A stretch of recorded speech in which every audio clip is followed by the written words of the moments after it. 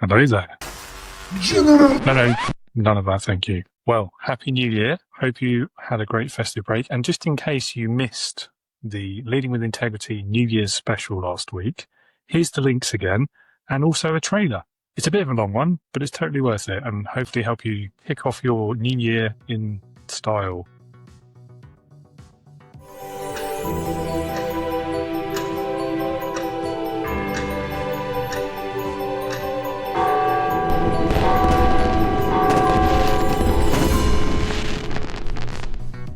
One thing 2025 taught me is that if you lose the worry of having to fill silence, like it's your responsibility, what you're actually doing is portrayed or seen by others sometimes as the arrogance of thinking that it's got to be your voice that fills the silence.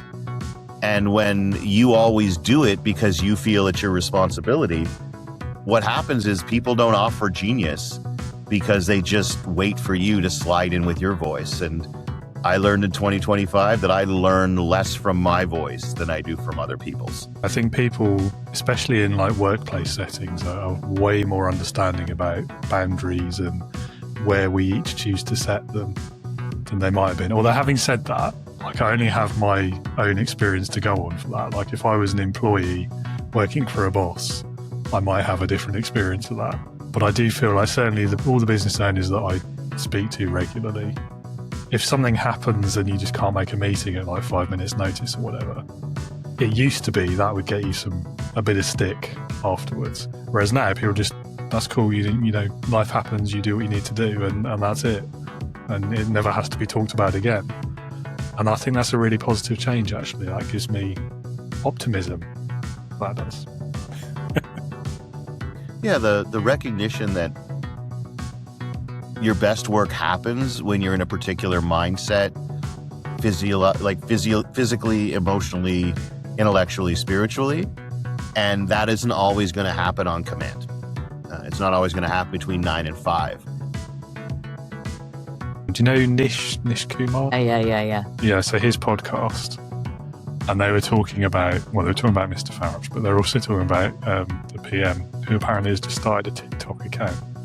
I've heard this, yes. Yeah. I've seen the first.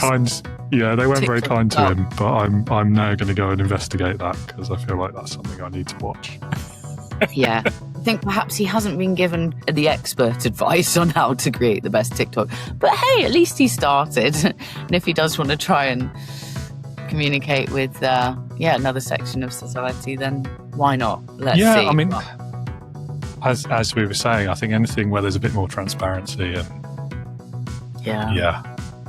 it's got to be a good thing, hasn't it? It's just whether it's how heavily it is curated and whether it's interesting at all. Yeah. Is any of our social activity, fully? We're not talking about, oh my God, I've just missed the postman, I've just dropped my breakfast on the floor. We're not sharing those things, are we? Not most of us anyway. I don't know, I quite like to see the PM like spill his breakfast down his front or something. I think that would humanise him a bit, don't you think? You're right. What's your top advice for 2026? Oh, that's simple. It's always the same. I just say have fun. And if you have fun, people know that you're having fun. You exude that, the way that you engage with people, it all just comes together naturally. You don't have to work at it. And then people will involve you. They'll want you there. They'll work with you. They're going to give you a greater benefit of the doubt. It just makes it so much easier, right? So if you're just a good person, I say fun, but really all I mean is just like someone who's engaging, somebody who will work together, be a team player, those types of things. That's all I mean. So as long as you're able to enjoy yourself, everything else just follows. So that's my only advice. And if you really hate it and you roll out of bed and you're like, oh my gosh, this is not fun. I know that everyone's got to pay their bills and stuff, but start looking for another job, one that you can have fun, because it's such an easy job when you're having fun. What am I most proud of? I'm just proud of the people, and I mean that from the only team to the members, to the visitors that we get along. Of course, there's always one. I'd be a liar to say there isn't. But I'm always so grateful and so proud that when we started the network and we were just in Winchester in Hampshire and we were just a small group, I was like, we're never going to find wonderful people throughout the country. We're just not going to find them. And every time we open a new region or a new group or we meet a new person, there's so many wonderful people out there. And that, I am just, it sounds too obvious, but it blows my mind.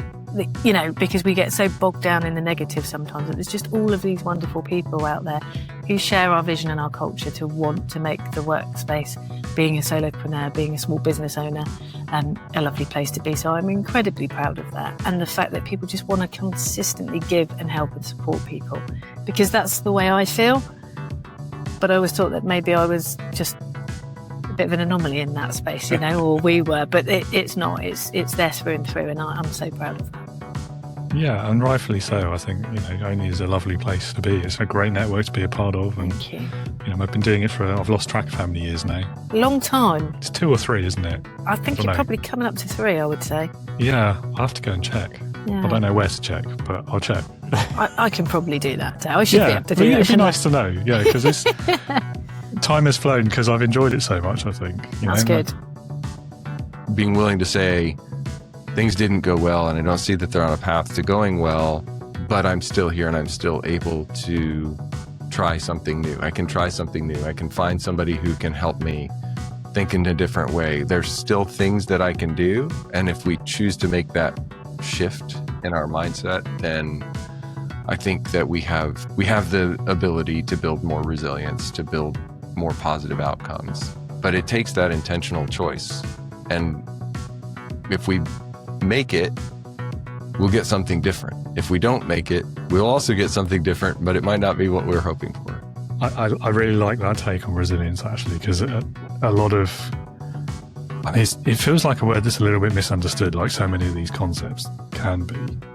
But it's not about just keeping on going, is it? It's not just about just keeping on, and just doing the same things over and over again. There's that famous Einstein quote, isn't there, about insanity on that topic. But I think it is more difficult to actually be resilient in a way of like, what do I actually need to change in order to achieve a different outcome? And even just asking yourself that question to start with is quite difficult for a lot of people, because you get stuck in that loop sometimes, and it's too easy to just, okay, I'm still here, that means I'm resilient, I'll just keep doing what I'm doing. Right. I think it's useful and informative to think about the fact that there's a difference between persistence and resilience. Persistence is keeping on, but resilience is getting back up. And that's why I said, you can't have resilience without difficult things. You can't get up unless you've been knocked down. So, there is a meaningful difference between persistence and resilience.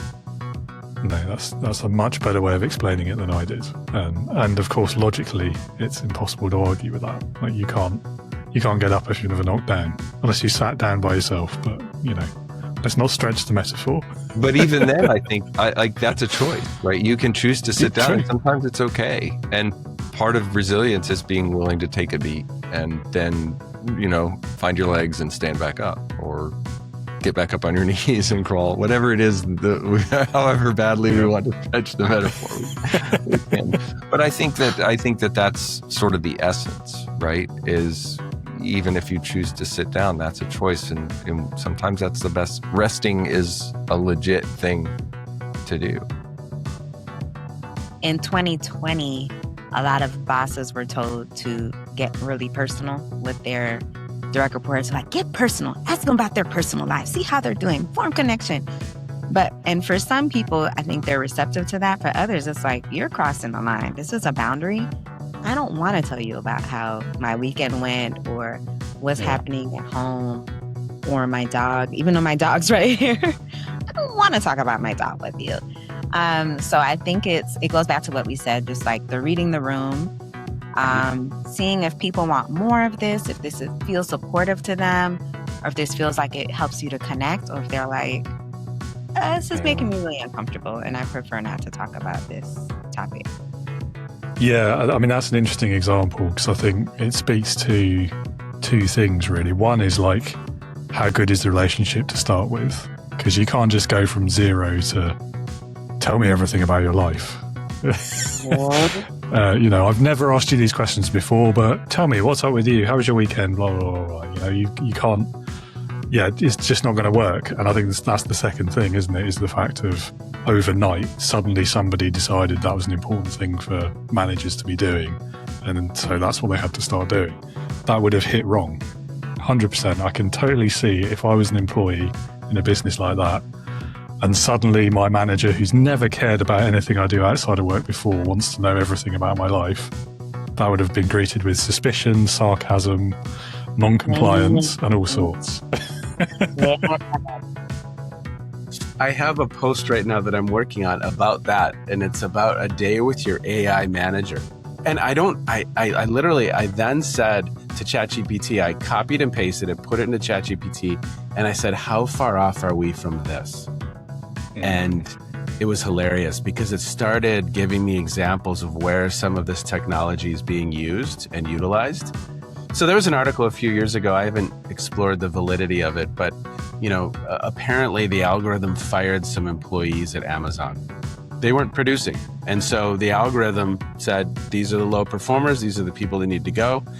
So, I don't know. I don't know that we're very far off from everything being tracked and your output being under scrutiny by the algorithm. I don't know. So aligning with the algorithm, I'm getting some lessons now about how to do that effectively. Yeah. Right? Yeah. I mean, obviously we love the algorithm. Please don't fire us or anything. I instantly go to sci-fi, and I'm trying to think of examples from there where AI was running the world. Go back to Star Trek. I mean, it's not too distant that we'll have holodecks as a training ground for any number of different endeavors when it comes to leadership and management skills. I believe we'll have holodecks within the next 10 years. Yeah. And you will be placed into a scenario. It could be that I just have a VR set on, or just not even a VR set any longer. But, what was it in the film Her? He was playing a video game where like the room was also kind of the screen. And so I see a mixed reality future where I could be practicing presentation skills, negotiation, difficult conversations, relationship, small talk. I mean, I don't know. I think Star Trek had a lot of lessons for maybe some of what we're moving into. I was thinking, I mean, you're right, definitely. The worrying ones, though, like from the original series again, like that episode, A Taste of Armageddon, I think it was called, where they're fighting a war, but not really. And then people just volunteer for suicide booths rather than bombing out cities and stuff like that. And then there's computers deciding who has been killed in inverted commas. And that feels a bit... It's a dark metaphor, but for computers deciding who gets hired and fired, I mean, it's not that dissimilar. I don't know. I personally don't see a role for AI in that. I think it's removed. Anything that removes that humanity from it is bad. In this context. You're so wrong. I said that on purpose. Clickbait trigger. Wait there. You're so wrong, David. There you go. The other, I haven't finished. Table flip. We launched a video on our YouTube channel this week, and I was going to finish that, by the way, with why David was wrong. Oh, no one wants to talk about you and your No, very quickly. AI gives you more time and space. Utilising AI properly will give you more time. But not enough people are utilising it properly. It's that properly word, isn't it? But also, that logic only stands if it's working.